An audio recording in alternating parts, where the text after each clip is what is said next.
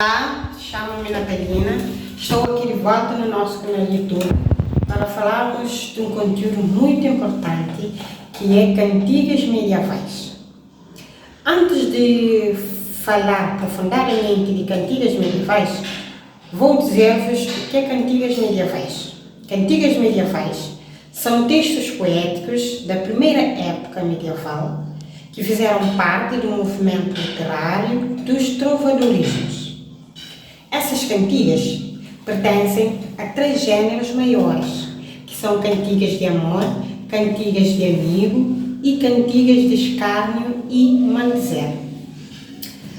Agora, vou falar-vos um pouco sobre cantiga de amigo, vou aprofundar mais sobre cantiga de amigo. Ela tem origem num tipo de poesia, de estrutura simples e já era cultivada na Península Ibérica, antes da fundação de Portugal. Essa música coloca em cena uma donzela em situações de vida popular, rural ou num ambiente doméstico. Nessa cantiga, o sujeito enunciador ela é feminino e ela confidencializa os seus sofrimentos, a natureza, ou o mar ou montanha, a mãe ou as amigas, o amor ou saúde de um amigo, muitas vezes ausente. Agora, essas cantigas de amigo têm as suas características próprias, como todas as suas cantigas têm as suas características, ela também tem as suas características próprias. Com poesia cantada, ela é feita em redondilhas ou versos mais pequenos, divididas em estrofes iguais e tem um conjunto de quadros. Depois desse resumo, o que é cantigas de amigo, quais são as suas características, eu vou recitar uma cantiga de amigo para vocês. Espero que vocês gostem. Amigo, pois me deixastes, e vos ides ali morar. Rogue eu a Deus, se tornades aqui, por comigo falar, que mão hajades, amigo, puder falar comigo. E, pois, vós, ir queredes, e mim não queredes crer. Rogue a Deus, se o fazerdes, e tornades por me ver, que mão hajades amigo, puder de falar comigo. Pois mão catades, mesura, nem quanto vos eu fiz de bem. Rogue a Deus, se o fazerdes, e tornades por me ver, que mão hajades amigo, puder de falar comigo. Pois vós ides sem meu agrado, e não dades nada por mim. Rogo a Deus, ser coitado fordes e tornados aqui, que mão hajades amigo, puder de falar comigo. Essa cantiga tem uma linguagem, se vocês repararem, um pouco estranha, não muito do nosso conhecimento. Porque essa cantiga é muito antiga. Mais à frente vou falar-vos um pouco dessa história, dessa cantiga, e vocês vão perceber essa linguagem que vamos encontrar nessa cantiga de amigo. Agora vamos desmiuçar um pouco essa cantiga de amigo, falando o que essa cantiga quer nos dizer. Nessa cantiga de João Pérez, quer nos dizer que o sujeito poético está a querer dizer que o amigo o deixou e foi morar noutro lugar e pede a Deus para que o amigo volte a falar com ela, para dirigir-lhe alguma coisa, para dizer alguma coisa, alguma palavra bonita, alguma palavra que ela goste de ouvir. E ela ainda acrescenta que mesmo se ele for infeliz ou triste, que ela vai aceitá-lo na mesma. E em todas as refrões, ela vai dizer que o amigo, mesmo que o amigo também viesse, que não tem o poder para deitar com ela. Essas cantigas de amigo falam principalmente sobre a despedida de um amigo, ou a vontade que a donzela tem para que o amigo volte para ela. Agora, como eu já tinha dito, eu vou falar-vos um pouco sobre a história de como essa cantiga surgiu e permaneceu. Eu vou contextualizar historicamente e politicamente.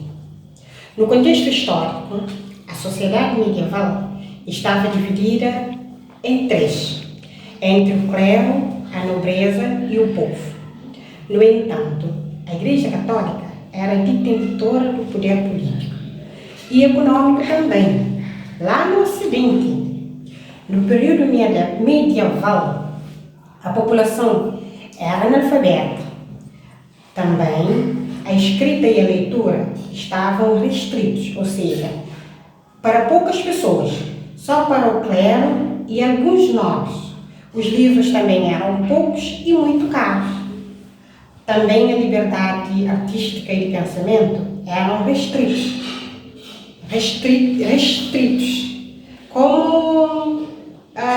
Como eu tinha dito, que a liberdade artística e de pensamento eram restringidas, ou seja, só pelo clero.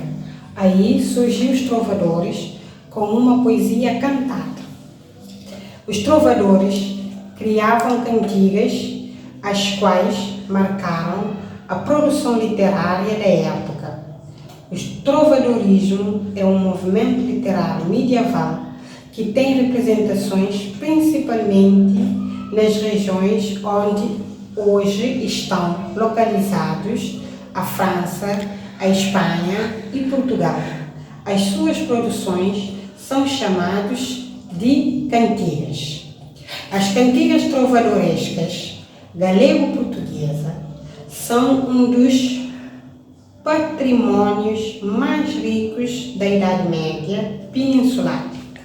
Agora, tendo em conta a geografia política peninsular da época, que se caracterizava pela existência de identidades políticas diversas, muitas vezes com fronteira voláteis, que quer dizer que muda frequentemente, em luta entre si,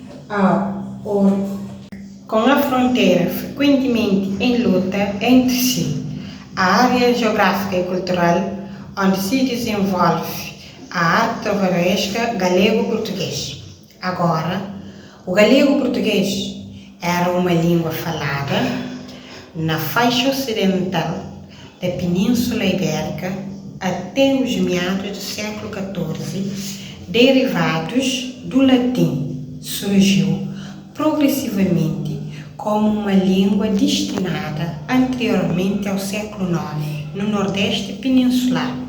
Entre o século IX e XIV, no entanto, e com algumas pequenas diferenças entre modos de falar locais, a língua falada ao norte e ao sul do Rio Minho era sensivelmente a mesma. E nem mesmo as fronteiras políticas que por meados do século XII se foram desenhando e que conduziram à formação de reino português, independentemente ao sul, parecem ter afetado imediatamente esta unidade linguística e cultural. Agora, falando da contextualização dessa cantiga medieval, ou cantiga de amigo à atualidade, eu vou dizer que essa cantiga de amigo até hoje permanece na nossa vida. E, como sabemos, todos os dias há pessoas que viajam, há amigos que viajam e que ficamos com esse sofrimento no peito de ele ir embora sem nos dizer alguma coisa, de ele ir embora sem se despedir. Então, por isso que eu acredito que ainda hoje essa cantiga de amigo está patente na nossa sociedade. E era isso que eu tinha para vos dizer. Tchau, até